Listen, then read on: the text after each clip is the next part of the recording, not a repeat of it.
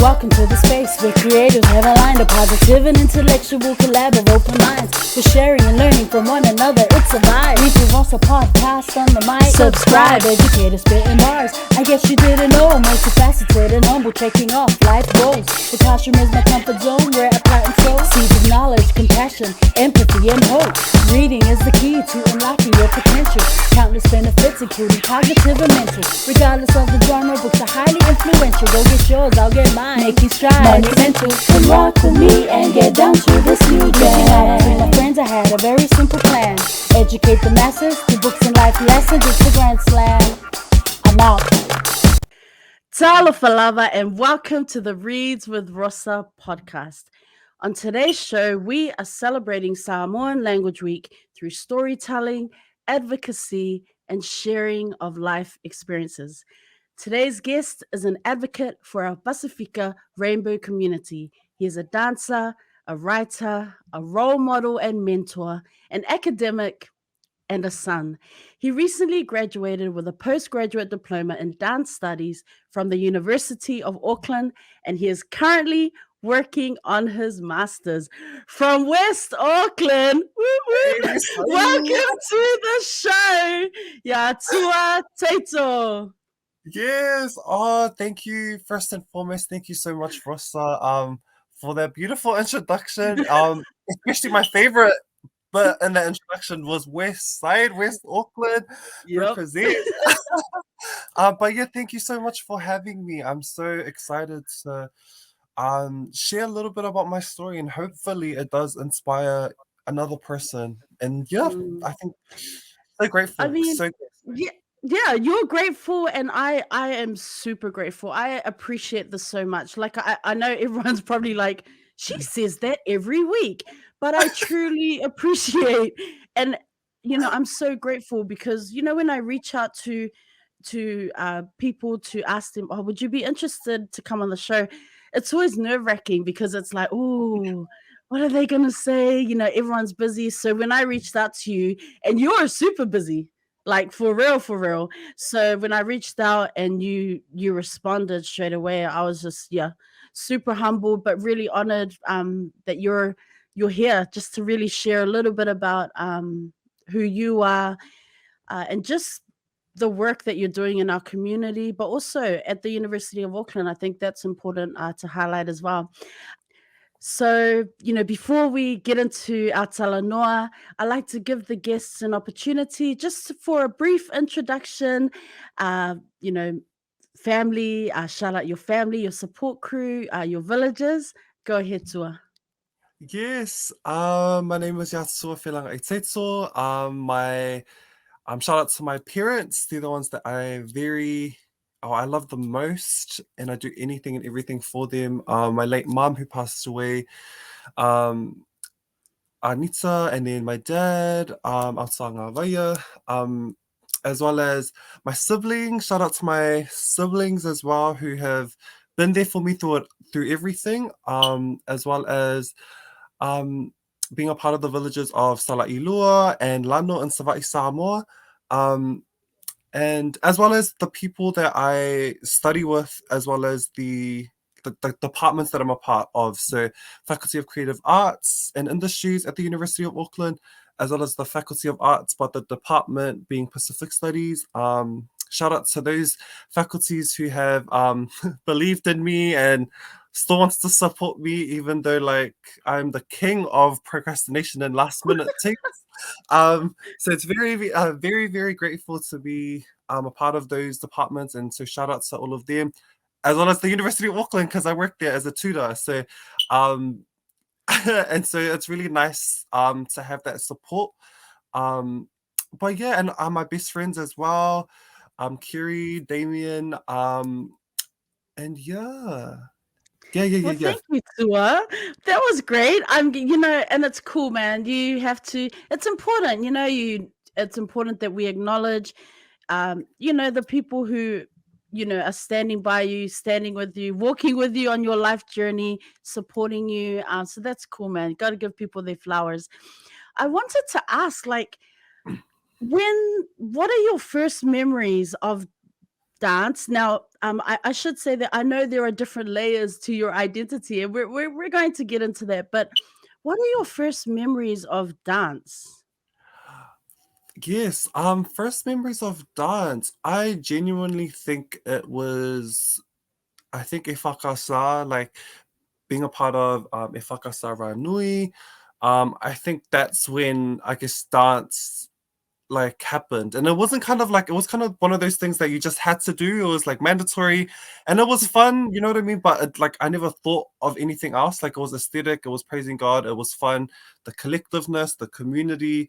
Um, was really nice, but I think that was the first instance of me and dance experience, of like first experience in dance, I think would be through the church. But it was kind Mm. of like, you know, those what's it called, the five Alia, and you're Yeah. like doing all those White Sunday, like, and it cracks me up. I remember there was this one video and I posted it up my story, and I don't know if it was 2003, but literally because the church was quite small, and like there's me and literally like I had no dance, like I was not in time, so everyone would be like doing a lawyer over here and me, and I was super, I don't know, I think I was even like, when I was little I was quite like feminine times 5,000, because I literally was like Mm. Louis but the other side, and like, well, so everyone's going this side and you just see Yasu or me doing it the other way, and I'm like, it's supposed to go together, but I was going the other way, and I was You kind were of already owning your space, right? You were already like, this is about me. Excuse me, get out of the way right now. Move away, people. and like the Louis like this, like everyone was doing this, and I was like, I don't know, my limo was like flicking hard around. And I didn't know, like I didn't have like a great memory, but I remember watching like the video and I was like, oh my gosh, who recorded this? But it was Oh there. I man. think it was Yeah. those memories. Like I was having the time of my life, but I did not know I was out of time.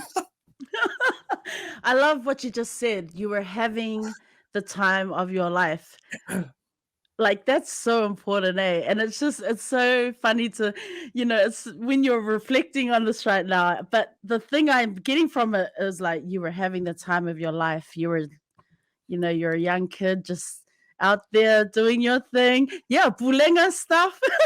Pulenga Christmas stuff, like all the Five Evangelia and those long ass plays. Not going to say the church, but just saying. Wrong place. Um, um, at school though, so that's obviously church, which we all go through, yeah. But school, did you have opportunity to study dance? Or I know you're also drama, you do dance, you've got drama in your repertoire or in your background as well. So yeah, at school, was there a space for that, or were you in musicals, or were you just like at academic, or were you playing sport? What were you up to Yeah. extracurricular wise at school? Yes. At school, like I'll start, I guess, in secondary school. I think it cracks me up now because I never did dance at high school because I thought it was like us. Like I didn't think that much of it. Like I thought it was like, oh, it's just aesthetic. Like people would just dance because, like I don't know, accentuating stuff. And I didn't really like sit with me because I never thought of dance in a like different specialized way. I literally was like, oh, it is what it is. But drama, I knew that I loved drama. Like, and I knew I loved to act and to be on stage. Like I'm so dramatic in person, and I love to be dramatic and play different types of people and have fun with it. Mm. And it all stems from, I guess, like, those Filipino akas, your Samoan, your watches, Filipino akas. And me and my mum, that was our bonding moment. Like, no one in my family wants to watch it because it was so dramatic. But I think my mum was like, I think I saw it, like, and I loved it. And like, I Mm. don't know, I love the melodramaticness of it. And I think for me, it was like that's what stemmed like this. energy of like, oh, that looks so fun. Like I would love to. And I was like, oh yeah, I was like 8, 9 years old watching it. And you know, like the storylines in those Filipino akas are like makwa adult themed. And here's me thinking like, oh, I want to do that. I want to faint and pretend I'm dead. Like I was thinking like that. Like, and so in high school I did drama from year 9 to 13. And and I loved it so much. And I never did dance. The only dance thing that I did at high school was Polyfest. So I did Polyfest for 3 years at Waitakere College. And then actually the dance, once dance started to pick up was when I went to Pipa. So after Waitakere College, from year 9 to 13, I was at like a dilemma. I was like, oh, what do I want to do? Do I want to go to Auckland Uni and do drama? And I was very much like a history person in high school. Like I loved to learn about our own histories, like Pacific history, as well as I think I was known, quote unquote, as like the Samoan person who loved Samoan things in high school. Like I did like got involved in Samoan from year 9 to 12. I did Samoan Language Week. I loved to perform, but it never clicked with me. Like I was like, oh, this is something fun, and never stuck with me as much as drama did. And I was known for that. I was known for being really hearty Samoan at school. And then I think coming into Pipa, I was like, oh, I'll go audition for Pacific Institute of Performing Arts, which is based out in Avondale. And I auditioned, and then I loved it. It was really nice. Like I loved it. It was so good. And then once I didn't know that it was compulsory to do dance at Pipa. So I came in thinking you got a major. So at Pipa, you get to do Pacific dance, dance in general, acting, professional practice. So teaching you like skills on how to apply for funding and all that blah, blah, blah stuff. And then what else? Professional practice, singing as well. And yeah, and it was like, oh, and Pacific studies. And so Pipa had that. And I went to people thinking I only get to major into things. And then so I came in really confident. And I remember the story. I came in really confident at Pipa.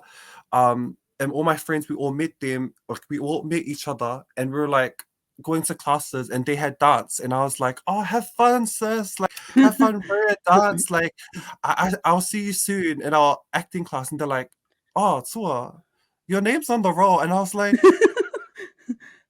on the drama roll or on the dance roll? They're like, on the dance roll, you have to come to dance. And I was like, and then I literally was kind of annoyed at how people was, because I was like, wow, no one told me in the open day that it was compulsory for me to do all of this. And this was like dance, like contemporary and all that kind of stuff.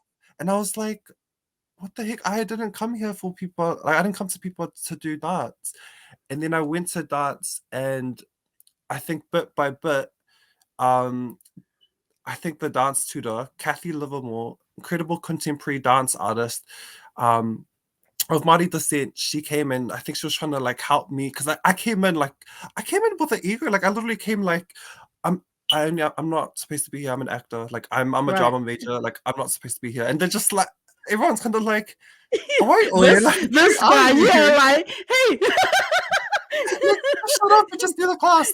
Because I literally was just like, I literally didn't want to do it. I was just like, I already knew. Like, I felt like I knew what my talent was. I was like, no drama. Like, and then it took a while for me to finally arrive in dance. And then, and then I think it was when I had to do a dance solo about my mum. And that's when everything changed. And that's when I knew. I was like, oh yeah, okay, I love dance now. And it took a whole while for me to finally understand, like, okay, I love contemporary dance. There's more to Siva Samoa than what I thought. And all those questions all started from Pipa. So high school never had dance, and then performing arts school, it opened my eyes, yeah. You mentioned your mum, rest in love, and actually, I just have. So when we connected, I have to say, like I was, I was like, oh, okay, maybe this person's from, I don't know. So then we started following, and then I realized, oh, this is Tua. This is little Tua, not so little Tua anymore. Okay, Tua's all grown up as doing tutorials and lectures at uni and guest lecturing and whatnot, doing dance. Like, I was so amazed to see what you had been up to since the little Tua that I saw at Pulenga stuff, right? At church stuff. And then I was reminded of your mom. You mentioned your mom, and I just remember her as this beautiful, always smiling, friendly person at Pulenga stuff. Those are my memories of her. Ranui Aw. Fakasa Anita. So, it was just so interesting to kind of look at your page and go, man, just what you've been up to. Saw your dad, saw photos of your dad, your family, your brothers, your siblings. I was like, oh man, it's been that long. And I really, giving flowers to your parents, but I wanted to know, like, what are some of the values that your parents have instilled in you that keep you grounded? It's so nice to hear. I guess my mum, or when you talk about my mum in that way, like as in like, because I was very little, and so Yeah. I, it's so nice and refreshing. So thank you so much for that, as well as I think the values I think I learned from my dad and my mum. I think for my dad, because he's a lay preacher. Mm, I think he and I love him so much as well. I think he has taught me, I guess, to devoutly, pray and trust God. And mm, like any blessings that you do attain or you garner is not from you alone, it's from God that allowed you to have those blessings, and it's from people supporting you and praying for you. And it's not just you praying for your journey, it's everyone else, like it's the village. And so my dad continues to humble me, like that it's remember God in everything. Like if you're struggling, pray to God, have your own time with him. And for me, it has helped me through everything. And I think as well as I think my dad, like underpinning, our Samoa mm, protocols, motifs and values of like fa'aloalo, lots of fa'amaulalo, having humility and having respect, as well as being like humble in all those aspects, and trying to, and it's something that I need to learn, because when you're a creative artist, you have to especially if you're of color, especially if you are queer, you have to kind of fight more for opportunities, because as you know, creative arts, if you want to do like mm, acting or dancing, it's like it's not as like there's not a safety net to it. Like you have to, it comes from contract to contract, mm, and you have to be confident. You have to be unapologetic. You have to market yourself in that way. And so when you think of like the Samoa values, it's like don't do too much, decrease so mm, then you can increase, be humble, don't talk about yourself. But in, white, Western, um people that dominate a lot of our creative arts industries and stuff like that, you have to, if you are humble and you're not talking your tulo mind me, if you're not talking your shit, then it's like they're not gonna think of you. And so you have to like make a mark. So you have to like, oh, this is what I do. And then mm, but for my, so it's like that conflict. And so I think my dad, like I'm still trying to learn, as in like to be humble and know when to speak in regards to like accolades and talking about yourself, because like in creative arts you have to, because you have to market yourself and get opportunities. But then at the same time, like Samoan culture, it's like you have to be very humble and do like just do less. But you know what mm. I mean, like to do less and Yeah. like not try and have any ego. But like in the performing arts industry, there's egos everywhere, so you have to Mm, have a healthy ego and know your worth. And so it's very interesting. And so I think for my mom, I learned, um, oh, sorry. It's like my mom means so much to me. And I always mm, tend to get teary, because it's like one of those things where I felt so seen and safe, and she made me feel like it's okay to be who you are. If you get me, like mm, authentically who you are. Like whether you're flamboyant, whether you're like tend to be a little bit more feminine, or if you tend to like want to do things that are different. Like my mum never, like, she protected me so much, and I never knew that there was a lot of people, the outside noise, kind of looking into how I am and how I perceive myself and how I move. And I'm not hurting anyone. It's just like how I am, being like quite flamboyant and like in all those aspects. And I didn't know that a lot of people were saying some, some sly things. And as a parent, you can only empathize and sympathize. Like, okay, why are you trying to whakakung like what my child is doing? Like, he's not hurting anyone. If he wants to hang out with the girls, then let him hang out with the girls. If he wants to go, if he wants to be happy, and he's, like, he's not doing anything wrong. Like, and I think I didn't know that my mom, and as well as my dad, had to hear lots of stuff like that. And I felt so protected because it never got to me until later on, until I found out. And I was like, because I literally had the time of my life, but I do think it was because of my parents guarding me from any negativity.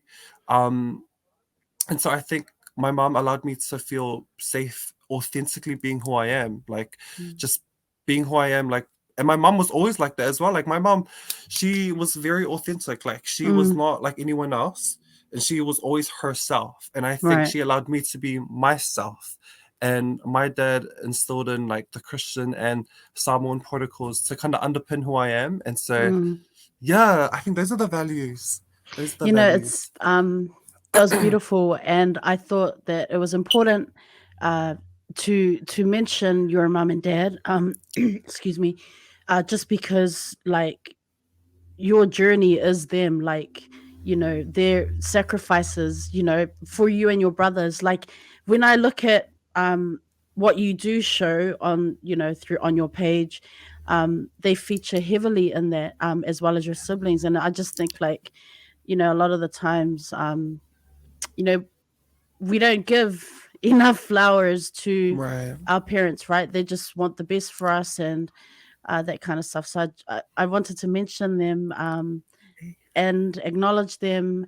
And it was really interesting to me that you mentioned, reminded me that your dad is a lay preacher, because it kind of leads us into what I wanted to talk about next. And Yes. speaking your truth.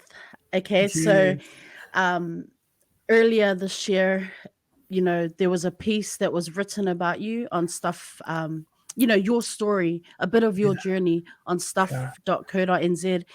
And the intro to this article, it went something like this. Excuse me. People in Tamaki Makoto's Pacifica queer community report feeling shut out by their faith, their culture, their family. Their experiences have never been properly surveyed, and support services are patchy, leading many to feel discriminated against, like they have no voice, like they are lost. This is just one of their stories. And then so your story begins. Um, and you mentioned, when you were talking about mom and dad and just how they protected you, but you could still be yourself.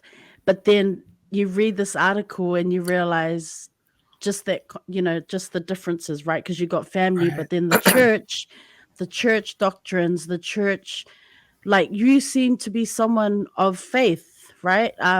So faithful, Absolutely. and just God at the center of everything. But then the church doctrines say otherwise. Tell us a little bit about why it was important for you to tell your story, because stuff.co.nz, that's huge, Yeah. Yeah. Oh man, I think it was like a full circle moment. I think I got offered this opportunity when I was writing for the university magazine, and it's called Crackham, and I was like, they're writing like a First Pacific led piece on Crackham, and I was like, I would love to be a part of that, because that's trailblazing for other fully Pacific issues on Kraken. And so I was like, I would love to be there and be on board. And so we had to go to Stuff New Zealand. And then we had to speak about what our passions were. And I talked about, I guess, the intersectionality of being Pacifica Rainbow.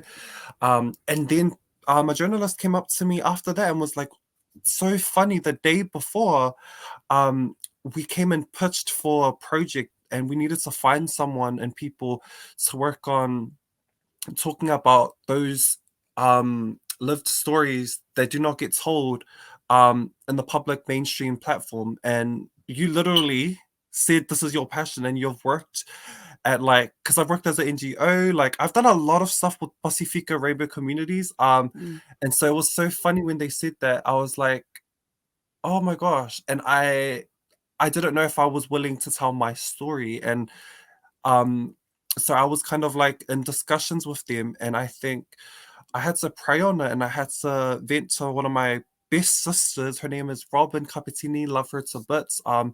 And she's a trans woman, Samoan, and accomplished as well. And I think I was just having a tano with her saying oh, do you think because I want to give this opportunity to her. People okay, if it doesn't serve me, I don't want to be IU and be oh, not give it to anyone else. And so I gave it to her, and I was saying oh yeah, they want to document about our stories, and would you want to talk about your story? And she was saying, what about you as well? And I was like, oh, I don't know if I want to do that because I am scared. I'm scared. I know, what the potential backlash might be. And I think I just couldn't sit with myself knowing that I prayed on it, and I couldn't sit with myself knowing that this is one of those I guess once in a lifetime opportunities where it's about your own lived experience, and someone's actually asking about how does it feel being Pacifica and Rainbow? No one really asks that. And then it being published on a public platform, I think for me it was I don't want to regret it. I was I don't want to give it to someone and then I regret not telling my story. And I think the main reason why I did the article was because when I see the Pacifica Rainbow community and I see visibility, there's always people that are queer that hate the church. And I can understand why due to such reason. And I never saw myself when I grew up. I never saw someone that happened to be queer and that was Christian. I always saw it conflicting between each other. And I was a little bit trying to find my way was so hard and difficult. And so I think I was oh no, it's my due diligence and I prayed on it so much, and I felt like God was telling me no, you need to tell your story because I have to help people that are like myself, because not everyone is what you see. Not everyone's a Chanel Lau. Not everyone is all these types of queer Pacifica advocates, and they have their own stories. But if you keep seeing these stories amplified, a lot of people tend to think all our struggles tie in with just those people. And I was wait, there's no one like myself, and I want to help someone that happens to be a part of a Christian home, and they feel and they might commit suicide because they don't see they see two communities and they're well, I identify with those two communities. How am I don't see myself, so I don't know. I feel confused. And I felt the urge of telling my story, okay, it's my due diligence to tell my story. So then anyone that's like myself, who grew up Christian and understands the conflicts between being authentically who you are as well as being Christian, and I want them to see oh, I'm living testimony that you can still be a part of all of those. No one can say, no human being can say you can't be a part of all those communities. You can be. And I wished I had someone that told me that, but for me, I had to figure it out myself. I had to figure out, being Samoan, being Christian, and it being right, existing. It can exist. There has to be a healthy talanoa. You know what I mean? And I think my story in the staff article, for those that don't know it, it's about my staff knowing who I was. I knew ever since I was little, I was flamboyant, but I wanted to be like my siblings and my nephews, be an average male, right? and I thought like, oh, why am I having these different feelings? Why am I feeling this way? And Mm, and obviously, like, I love my parents, and so you're just like, oh, is there something wrong with me? Like, am I mai? Like, I started to think stuff like that, like, but no one knew. Um, and so I was still being myself, but I think once I started growing up even more, I was like, okay, I'm a little bit like feeling alone, and so I had mm, to like when no one was around, when everyone was like sleeping, I would go in my parents' room and I would go on, on bended knee, and then I would mm, pray, trying to pray, I guess, the queerness away out of me, like trying to pray pray it away. And I was doing that consistently. People don't know this story. No one's known this, only my best friends, until I shared it mm, this year. Um, I'll come into my parents' room when everyone was sleeping and I'll try and pray it away. And I did this consistently from, I guess, mm, the age of 11 until age of 13 when I started high school. And mm, so I did that consistently, and I kind of was naturally annoyed at God, thinking like, God, like, why am I still this way? Like, and I've never prayed about something so much. Like, people don't even understand how much I prayed it. Like, it was kind of like conversion therapy. Like, I was trying to do mm, that, and at a young age, and that's so heavy. And I was doing that, and I just felt like I had an epiphany because I prayed to God and I was just like, okay, you've answered all my other prayers. You've helped me in many ways.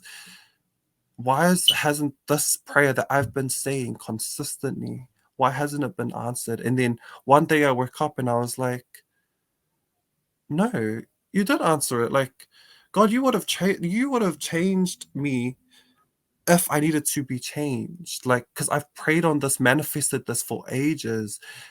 And the fact is, I felt like God was telling me, like, you're exactly the person you need to be. You know, mm, your calling is to help people like yourself. You know what I mean? And so I think ever since then, I was like, okay, I'm gonna just deal with it, and bit by bit trying to, you know, just deal with it by myself. And I never told my family, like, until recently. And then I think, yeah, it was so liberating. And that was my story. I wanted to tell people, like, no one can tell you, you know, like, we're not a monolith. Like, you can exist in all these communities. No one says you cannot. You can find a way. You can find a balance. Um, and yeah, and so that's how the staff article came about. Like, I literally had to tell my story, not for public recognition, but for those that are suffering in silence. Because there's a lot of people that are suffering in silence. And I hope that my authentic story can help those people, because it's like a dark space that people don't understand. And if I knew that I did my job, you know what I mean? And if I know that I pass away or if I go, I know that if I help one person, that's ordained, that's classified, and they get that extra support. And yeah, and so I'm kind of just growing in that way. It was so hard to be so personal about my experiences. Um, but I felt like I had to. Like, I was like, I have enough thick skin and strength, as well as praying. Like, I people don't understand. Like, people think like I just do it just for the sake of doing it. I'm like, no, you don't think I don't pray before I make these types of decisions? And so, yeah, I think that's how it came up. Yeah. um, for those who are watching and listening, I will post the article in the bio for this episode, and it's called "Navigating Two Tides: A Queer Man's Struggle to Keep the Faith and Accept Who He Is." So, I thank you for speaking your truth, and as you've already said, it's not easy, but just if it can resonate with even one person, speak to someone. I mean, this is why we do this, yeah. So I really, thank you so much, just for being so open and honest, and just for sharing your truth. Like, it's so empowering. Um, I'm a bit lost for words right now. I'm just right here. Yeah. Yeah, I mean, with the response to that, in response to that article, did you have other, others from the rainbow community reach out to you, or just people who were just inspired and moved by your story? Or did you also have people kind of question you? What was the response that you got from that article? Ah, and it makes me like emotional, eh? Like I think the response that I got, like it was so overwhelming. Like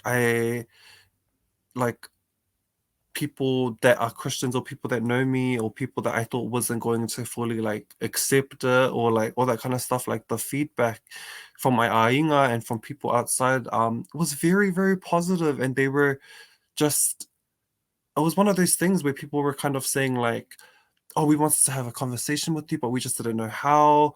I don't know that you had to go through this and you had to code switch. Because, like, for me, I had to code switch all the time, like, Mm, fitting whatever scenario to make other people feel comfortable. Like, if mm, I know I feel safe, I can just be, who I am, be like, be quirky, be like feminine, flamboyant, and just be myself.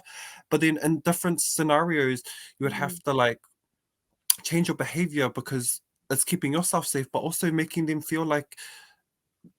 feel safe. And I've always had to cater to other people, like always mm, caring about how they would feel. And I'm like, it's like I'm not caring or giving self love to myself. And so a lot of people were sending positive feedback, and then even people from the community, mm, um, oh my gosh, it means so much to me. Like people who have done some incredible things have been sharing the article, like Fuff Swag, which is like a queer mm. collective, Tanu Ngango, who is Wow. super established in the Pacifica creative arts, as well as being queer, um, as well as like Western Leader.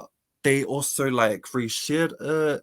Um, and then the whole dance studies department from Auckland Uni, they shared a Pacific Studies department, like they shared the article.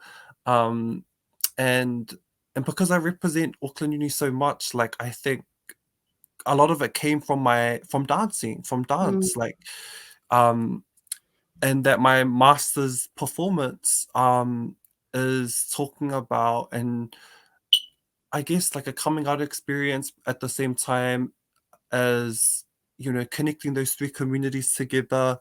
um and yeah, and but there has been, I guess,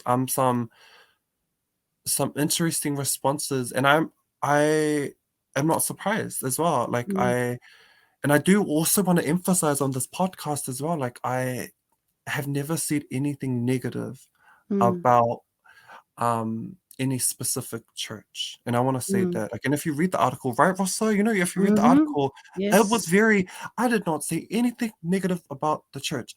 Mm, Never. I only constructively said my lived experience. mm, And I don't want anyone to look at it and be like, oh, Saula's saying this. And I'm like, no, all the people that I've had contact with, especially being Ifakasa, like, mm, I love the community, and this is just my personal experience. And it's not nothing negative. No one, you know, of that bulinga, like there was nothing negative, and I've never said anything negative about them because they have helped me be mm, who I am, and I could always pay respect and give my flowers to, the auloko always. You mm, know what I mean? And I'm not one of those Pacifica rainbow individuals who fully leave the church. Do you get mm, me? Like, or fully leave the faith. Like, I'm mm, saying that you can still have the faith. You can still ground yourself in that way. And so I also want to say that and clarify that on this podcast that mm, there was nothing negative I said. And I don't want people to think that I was saying anything negative about anyone, because everyone is amazing and is trying to find their own Christian journey. mm, Because as you know, everyone's walk of faith is different and nuanced and intersectional. And so I want people to mm, understand that, like, everyone's got different walks of faith, and it all came from a good intention. It wasn't coming mm, from trying to be negative about anything or anyone. Um, but I have had some interesting responses and unsent messages. But other than that, yeah, I think that was it. It was really good overall. Yeah, I think what's even more powerful about the article is that there's the written piece, but what really kind of like got me like Oh, just super emotional is there's the video attached to it where you're actually speaking. So it's one thing to read the article, but then to hear from to hear from you, like what your lived experience is. I mean, that's like right in the fatu kind of stuff. I know it's just like right, it's just that is what is even more powerful than the words is to hear it from you, hear it from your voice, because I think that's the emotion. Sometimes you read an article and you know, of course you can be emotional reading words on paper or on a screen, but when the voice is attached, when you're actually speaking that truth, that's when it really hits you like, man, how have you been able to live in two worlds? How have I love how you mentioned making those connections with the different communities that you're part of. That's important. I love that you're first and foremost with everything, faith is huge in that, you know, and like why, you know, I just wonder why would you respond so negatively to someone who is just really speaking their truth, and it's not for you to, it's not for clout, it's really trying to reach people who are perhaps, like you said, living in those dark spaces, have no one to turn to, don't have the courage, are just too afraid, you know, to be singled out, to be ostracized. So right, that's what I wanted to say just for that, is that it was your voice that really uh, it was just like, yeah, it was overwhelming, it was powerful, it was empowering. um you did a good thing. You did an thank you, amazing thing. Rosa. It's so courageous, and keep going. Like keep speaking out, keep doing the advocacy, you know. Um like you keep saying authentic. You've been saying that through the whole interview so far, being authentic, being apologetic, being you. And I think, you know, what's important is that the people who love you, you know, we accept you as you are, your family, your friends, you know, you are Tua. You know, you don't have to be anyone else. Just yeah, keep speaking and living your truth, because otherwise you won't be happy if you don't, you know. Right. You're a writer. So you mentioned the Crackham, right? You're a writer. Yes. So I mean, before that, you know, working for Crackham magazine, were you a writer always? Like, or was it just like you were just so empowered to be like, no, this is going to be another form of advocacy, and I really, it's my responsibility. I want to take on this task to really Yeah. get our stories out there. Like, are you a writer?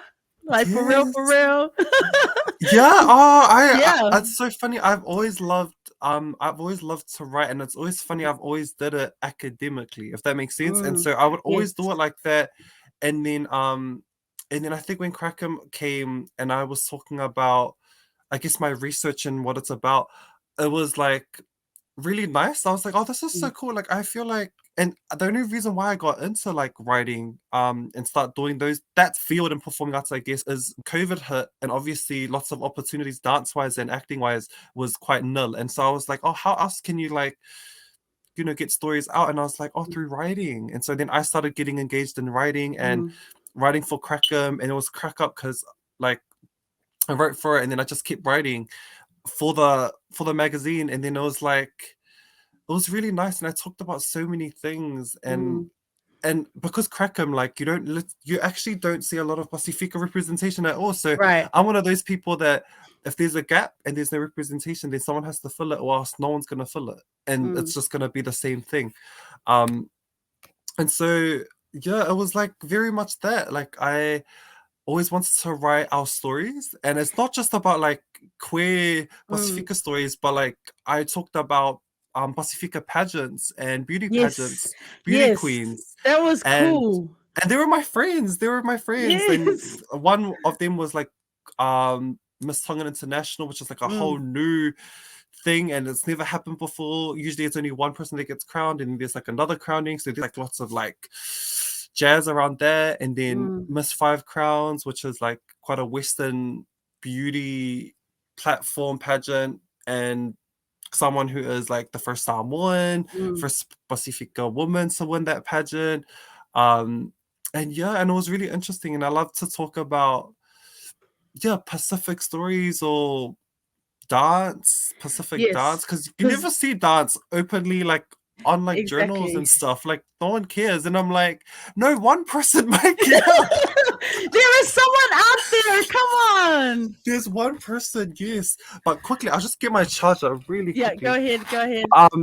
Yeah, no, honestly, it was that. It was very much that. Like, I was like, oh, I'm gonna write about the things that I know, and it might help someone, or it might let people have understanding of who we are. Like, but yeah. Yeah, because you wrote the pageants was one of the articles. I love that the Cracker magazine is online. One of the articles was the pageants that you mentioned. You also wrote. I like the ones about indigenous dance Yes. activation, like activating, like as a form of healing. Samoan dance as a form of therapy. I was like, come on now, write a book. I was like, write a book, please. Put out some short stories, something. Do you think that you will? I mean, you are a writer, making that very clear to everyone. To as a writer, if you need him to submit some stories to an anthology or something, here's here. Do you imagine that maybe in the future you might want to write a book or put some short stories together? Because man, your articles are amazeballs, so good. Like, Thank you. wow. Yeah, oh, that means so much. Like, I think it's so fun. It's one of those things you just write and then you just wonder if anyone's gonna read it, or but very thankful for that response, as well as I think I would love to. I think for me, my journey right now is like, because I'm writing like a master's thesis, and that's like 10,000 words and a performance I have to do as well. So I'm like kind of writing like a mini book, because I'm talking about my research, like, Nice. and I also want to talk about it a little bit. Like, so the research is about um how can your choreographic process, so meaning Siva Samoa, like how can you affirm that as a sense of belonging. And so I think that's what my research is about a lot. And so I would love to write stuff like, or even short stories. Like, it's something I've recently started to open up now. Like, I never thought of it until COVID hit, and then I was like, oh yeah, let's start just jamming, and let's start writing about some important things. But I would love to, I think, in the future.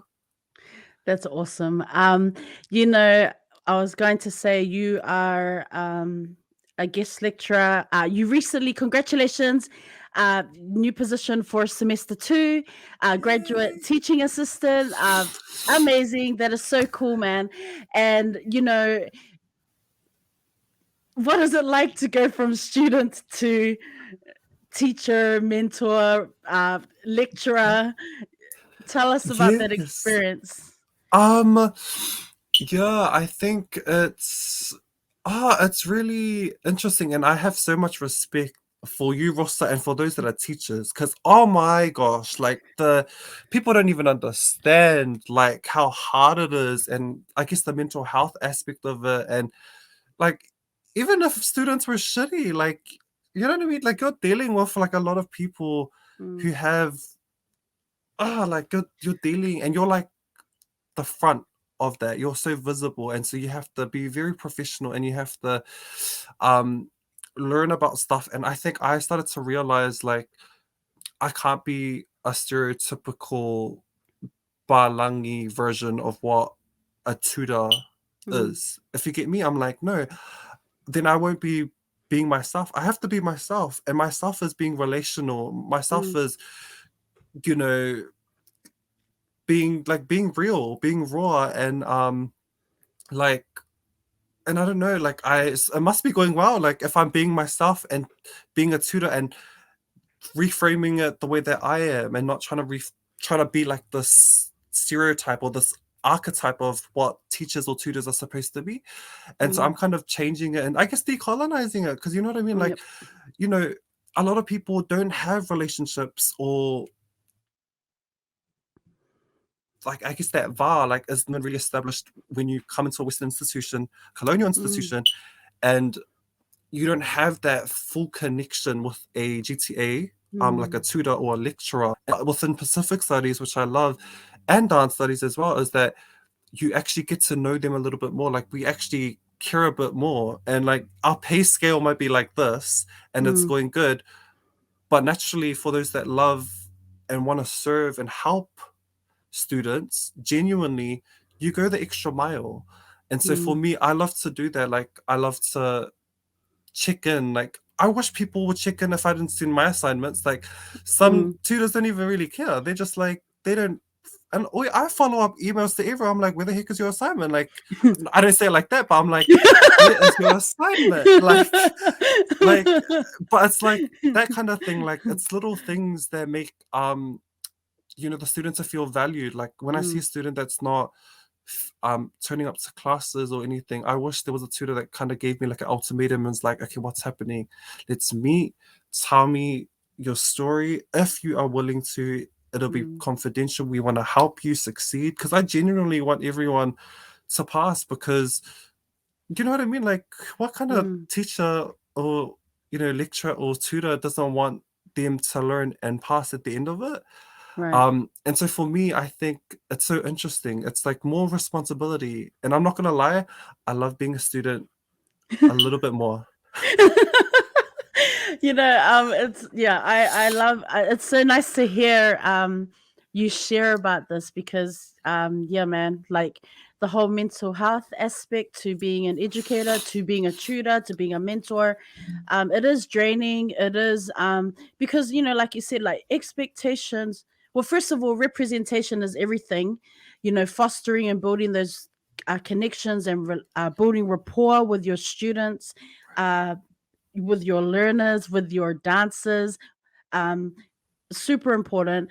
So yeah, representation, but then expectation. Like they will know whether you expect a lot from them, expect the best, you know, excellence from them, or whether you're just kind of there gliding through doing a job, right? So they, you know, when you're setting up, when you're fostering those connections, as part of that, saying, you know, I expect excellence from you because I know you can do it, right? So it's really, you know, Yeah. it's building that trust, and students will know whether you're just kind of rocking up to just do your job, just for the sake of it, right? Or whether you truly are passionate. And it's not, yeah, it's not easy, but it's super rewarding. Like it's tiring, it's exhausting, but I think you will know this. Oh yeah. You know, it's just it's it's the little things that just can change your day. And it's super cool, you know, like education in any form, any space is just, you know, it's something else. Not easy, but truly rewarding, inspirational, empowering. And you can only hope that whatever they're taking from your class, that is something that is impactful. What, you know, a word or a quote or utterances that you share is something that can speak to them, maybe not on that day, but later on, right? Help them through a life experience. So I love that you're in that space, that you've got the opportunity to be impacting and changing lives in that space. It's very cool. You know, dance. If I was a fly on the wall, and because I always see you say, this is my dance studio, my second home. Oh, well, I mean, it's not yours. Oh, well, you know, it's the University of Auckland's, but wink, Yeah. wink. And this is the dance studio, my second home.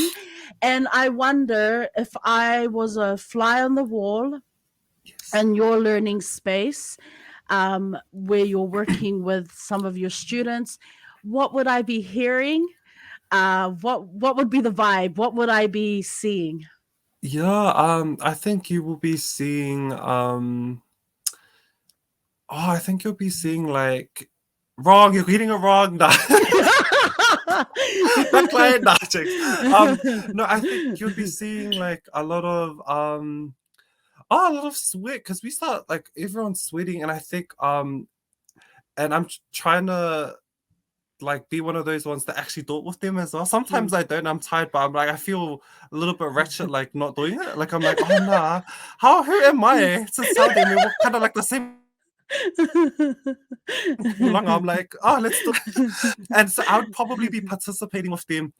You'll be hearing like a lot of them like just laugh as well. Like laughter's a big thing. I would want them to be practicing. And so you'll probably see like laughter, you'll see everyone participating, you'll see them asking a lot of questions, because I always tend to ask them like, no, ask questions. Like if you're confused about anything, don't sit with it.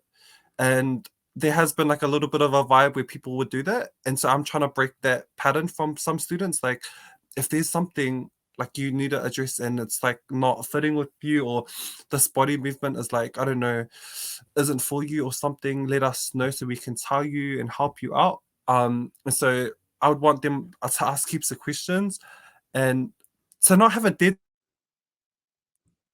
space. I want it, everyone's doing something, like especially if it's dance, it has to be, it's practice led. So it's very much like, okay, it's not dance and everyone's like reading. I'm like, no, get up, we're moving. Like everyone's gonna be moving in the space. But I think if you're a fly on the wall, you'll probably see that. Yeah. I wonder about drama, right? I want to go back to something you Drama. mentioned in the beginning, about adamant you're doing drama, adamant you're doing acting. And I wonder about whether, like, obviously dance is a huge part of your life with studies and with your job. Do you would you like to join like a theater company, or is dance, where you can pursue both dance and acting, or is acting kind of really out of the picture right now? Like what are your hopes for that? Do you dream about that happening side by side? Yeah, no, I'm one of those people that I'm like, you cannot pigeonhole me. Like I would want to do acting, dancing, and obviously being like an academic. And I've never seen that happen as well. Like people really engage in the performing arts or especially acting, and then also do like, I guess, the academic side of stuff all the time. And yeah, and I got some tea as well. So I'm a part of the Auckland Theatre Company, Auckland Theatre Youth Company, and I did it because I felt like I needed to use the drama aspect of what I've learned. Like I felt like I get that, and I'm like got Pacific Studies on point, dance on point, drama. It's like I know so much about drama than dance, and it's like, yeah, I'm not getting any opportunities. I must be a Gaia actor. So I went to ATC Youth, and they had an audition. And so I went to the audition. Auckland Theatre Youth Company, and it's the very first youth company as well. And so we came in, auditioned. There was 30 people, and then if you get in, you go to the second audition, which there was 69 people, because I didn't know that there were so many people that audition on different days. So, and keep in mind, I haven't been in like the game in a long time, and so it was interesting to have 69 people in the studio, and then but the tea is only 30 gets to be selected by 4 professional actors, and so it cracks me up. And everyone's going hard out. Like it might be the exercises, but you can tell everyone's going like hard out, like trying to be noticed. Like just like okay, I need to know then, what were you doing to get noticed? Oh my gosh! So what I was doing the absolute most. Everyone knows that M&B is like muscle and bone. So like M&B is like kind of like jump jam, and so it's like they'll play a best set, and then you're just gonna be like, let's say the movement's like this. Everyone's moving, and like you wanna, and the people at the front, they're the like full professional actors that get to see it. And so obviously everyone's going like this, everyone's going like this, or there was one that we had to jump. So these Balangis, I don't know why they do the most extra stuff for M&B. Like, for like us, like it's like really like was super chill. It's just like chill stuff. Just you know what I it mean? looks cool, yeah. It looks cool. But for them, they like start running and they start jumping. And it's like the best is slow. You're just like we're feeling beat. Like, what's the rhythm like? And so we literally had to do that. And so I think, I felt like, M&B, we were doing that. And I think everyone's trying to shine, or everyone's trying to like perform or do mean. And I felt like I was just trying to do my bit and try to be noticed and whatever like that. And there's heaps of stuff that we did. There was heaps of stuff that we did. And all I can say is one thing that I did was we had a scenario where like, so in our second audition there was 69 people. So I made the first audition, got in, second audition is the last one. 69 people, and we had to devise something, like a devised theater thing. And so they gave us 45 minutes to work in, like we all got put into 8 groups and we had to work in our groups to create a piece. And in that piece is pretty much like, I guess they're going to look at people individually and then they're going to select them. And I think we all came, and the scenario, have you heard of Bridgerton? Yes. Bridgerton. Yes. So we had a Bridgerton theme. So I think we were thinking, okay, so the guy, the prince, he's going to come through, and there's people like myself and these other people, the other women as well, like we're trying to compete for that person's attention so then we can, like, I don't know, be royalty. But the thing is, there's something wrong with us. Everyone's got something wrong with us. So the first one was like acting like she was 10. Oh, she's 10. But you know how like that's so young? And so she came in acting like, oh, I would love to be your princess and I'm very young, I'm 10. And so we're like, that's bizarre. So that was her, something wrong with her. Second one, the second woman, she was just really extra. Like her movement was really extra. The third person was very old. And then my one, we were very, like we were twins. But it's so funny because I'm like, one was black and one was white. Like, it doesn't make sense. And so we called each other like Clementine twins. And one was very catty and one was very like, so I had to play like an overly fafafingi archetype, sensualized character, like out the gate type of stuff. And so, and we had to try and compete. And then obviously I hit the crown. So this is so dramatic, I'm so sorry. Hit the crown falls down, and then the person's like, oh, we broke the spell. And then we all like get buzzed out. The person turns in, this is a true story as well. I'm not like lying. So in the device theater piece in our audition, I hit the crown, the person, the butler, whatever, turns into a donkey or whatever. And then the prince picks the donkey and then leaves.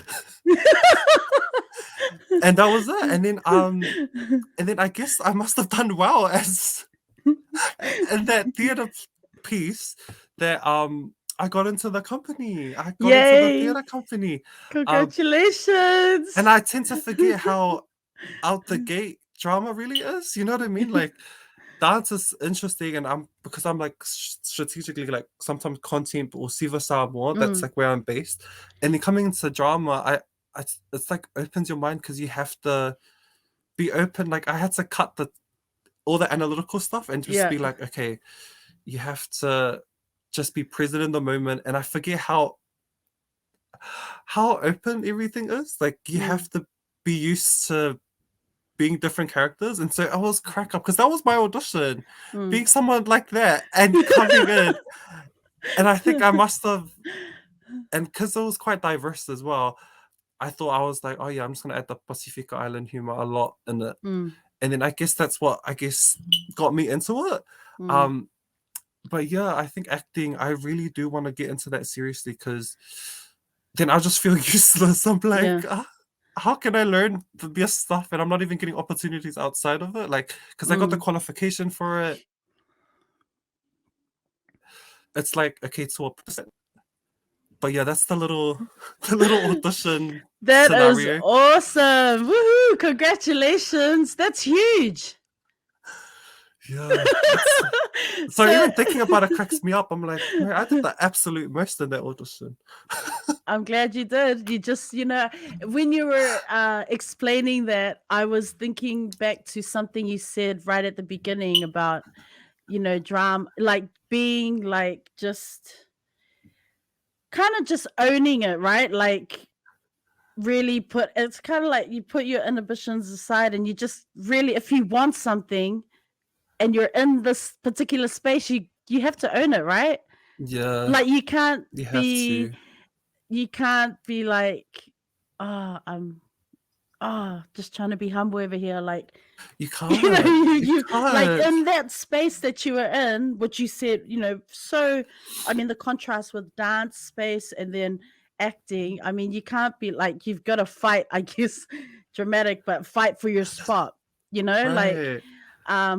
yeah, which, like you said earlier, it's so hard for us to do. I feel like people just don't understand the whole imposter syndrome, like, Right. knowing our worth and, taking compliments, like it's a whole thing. Like I Right, struggle with yeah. it so much here, because, just, to be in there's a lot of very DC like dominant culture, Mm, spaces. So it's right. really, yeah, it's just so hard to navigate, as you alluded to earlier. So again, that's awesome. Congratulations. Thank I you. was thinking about what happens now then with the Auckland Theatre Company, the youth theatre company. Yes, so what happens now is it's a 1 year program, Mm, and they're pretty much training us to know the craft, get the mm, foundations. So then if we want to go into like I guess other projects, we can, because we have the toolkit even more. Also, mm, if we want to go to like so the best drama school in Aotearoa, New Zealand is Toi Whakaari, mm, and then that's in Wellington, and then there's also like another acting program that is super established, and it's called the Actors Program, and that's really competitive times 5,000. So they're trying to say like use this training that you get from here, and if you want to go over there, um, you hopefully you get in because it's really competitive. So a lot of people that try to audition for the Actors Program, mm, um, which is I guess based at the like around K Road, I think, and it's a very prestigious program. They didn't make it, and a lot of them did ATC. mm, And so, yeah, I think for me, I would want, because we had to do like a journal and like say, what do you want out of it? And I said I wanted professional networking because I feel like it's not about what you know, it's about who you know in the industry. So you need to have like good relationships with other people. And if you know mm, that they're quite established, and if they know that you can work well, you're easy to work with, you have a good mm, energy and you have a talent and you're gifted in that way, um, they can always say your name in different rooms, mm, in different spaces they're in. So I think I wanted to network with different people. I wanted to learn something new. Like I might mm, think of new ideas when I'm there. And then hopefully I can just kind of put that out and apply for funding or put that project to any other theatre. mm. And yeah, I think it's so nice because I haven't done acting in a while. And so it's so funny going into that space because I'm so used to being the one that facilitates the space, Right. if you get me, like as a Yes. tutor. And so coming here, it's like they're the ones facilitating it. Yeah. And then I'm just kind of like, oh, it feels so nice not doing their job. Mm, Like, because they have to hold the space and we're just pretty much having to be present in the space. Um, so that's the goal for me is like hopefully after the training, I will sign up with an agency and actually get it serious, if that makes sense. Because I kind of put it on yes. the back burner, but I was like, no, to like I feel like with this training, and the training's so Mm, good, it'll help. And even Geronte, you remember how she did that Housey Wives, yes. Oh, was it through? and Oh. she did that Fresh TV series. One, Mm, yeah, Coconut TV, yes. And so one of the main actors is the mentor as well. She's one of the professional Yes. actors at ATC, and she's our mentor. And so, like, it's kind of like a, you know what I mean? Like a stepping stone, and it's like Yeah. that next step, branching out into the industry, I guess. Yeah. That's exciting. So that's the goal. I guess that's the goal with this company as well. I hope it goes well. But it's good. It's good. That's the dream. Oh, love to hear it. Love to see it. Look forward to following that journey. You know, it is Samoan Language Week, and I was, you know, if you look at the different Pacifica Language Weeks, the overarching theme is sustainability. But the theme for the Samoan Language Week is Fa'awau le fōlaunga I le va'au tautei. So continue the voyage with competent wayfinders of the ocean. So, you know, it's about that reflecting on like language revitalization and maintaining our language, looking at good leadership skills, and I guess fostering of those, or maintaining or growing relationships. And they refer to like what they say the correct medium, like the va'a, that is adaptable to faring the ocean and its elements. So how do you use your dance space to, I guess, showcase our language, our culture, our stories, but keeping it authentic? Do you know what I mean? Like how are you able to do that? What are you doing in terms of that, I guess, language revitalization, but through movement?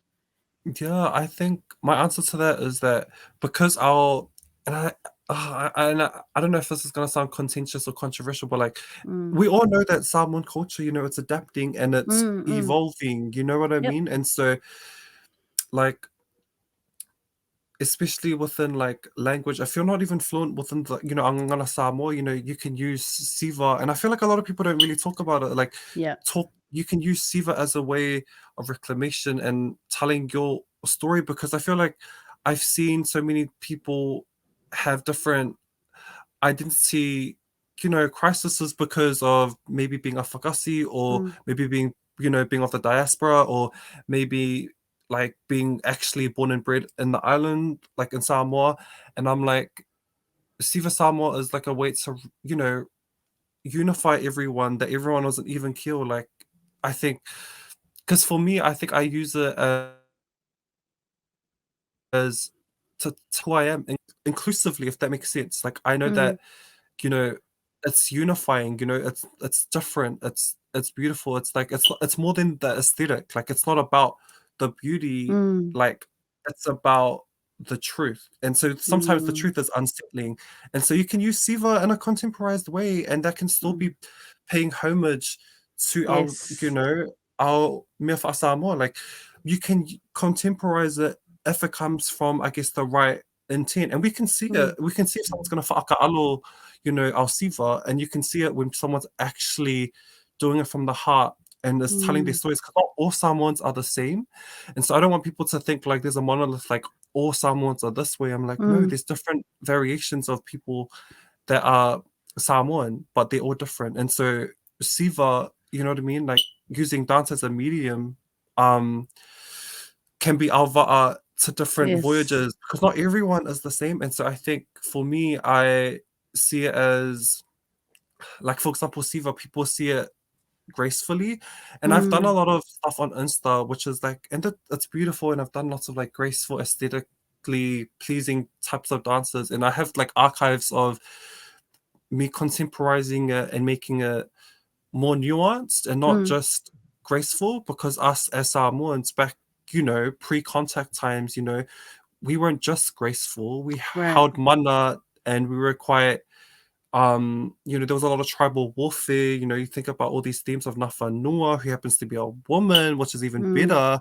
Like, a lot of our strength and our stories are not violent, but there's like an explosion of different ideas and themes that are not just graceful. Like, we can also hold mana and be, healthily disruptive as well. Like Siva isn't just graceful, and Siva can be like, Siva can be ugly, it can be in depth, it can be heavy, it can be dramatic, it can be all those things. And I feel like, I don't know, for Samoan Language Week, I would love to see someone, you know, tell their story and it being authentic and it not being a stereotypical, beautiful Siva. Like, I would love people to push the envelope even more, you know what I mean? And so, and maybe that's just coming from, like, I guess, a creative standpoint, but at the end of the day, like, with the theme, I think that's, I guess, the energy that I got from your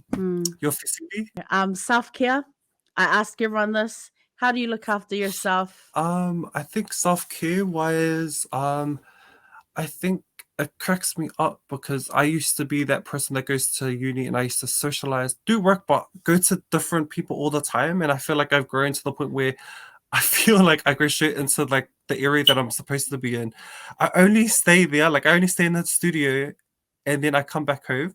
And like I literally love my downtime, just like being in the boku and just like, I guess just like for me, like for example, like when I end my night, like, have a shower, cleanse, just feel clean, turn off the light,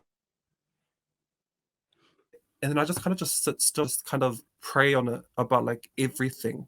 Like that's how my day usually goes. Like after being busy, I guess just sitting, sitting in silence with no one, like with it being pitch black, and then it gives you time to kind of think about everything, and I love that. Like just having that moment of silence and moment of prayer and just moment of like quietness and like what's the word, like tranquility is in the room, like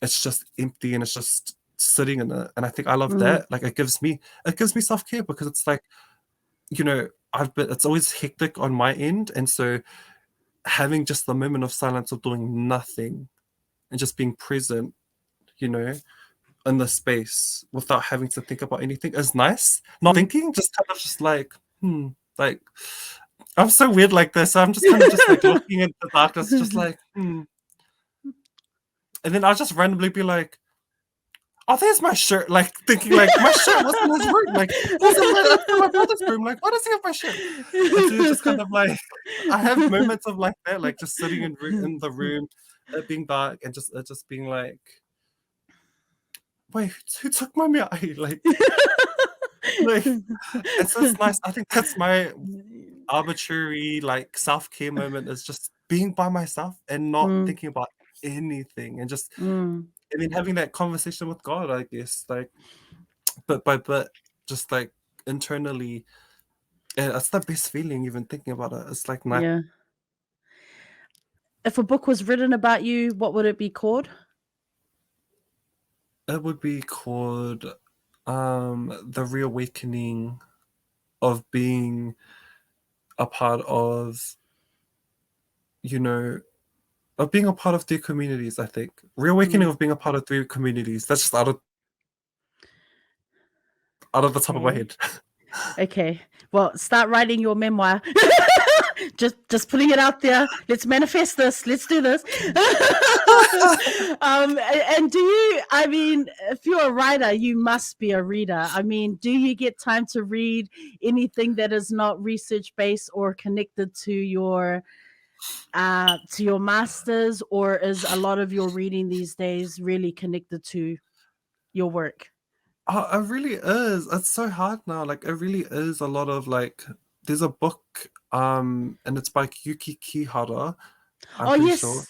And it's called Samoan Queer Lives. Yes. Okay.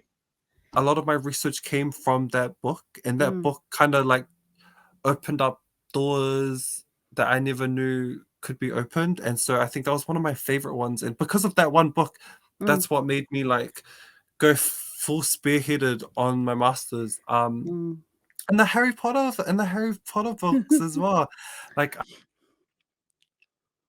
I remember when I was little, like my mom, she loved Harry Potter, and so she would read Harry Potter to us, to my siblings, and she would read it. And I don't know, Harry Potter is like, if you ask my family and my siblings, that's like our what's the word? It's like our childhood movies, like favorite Yeah. movies.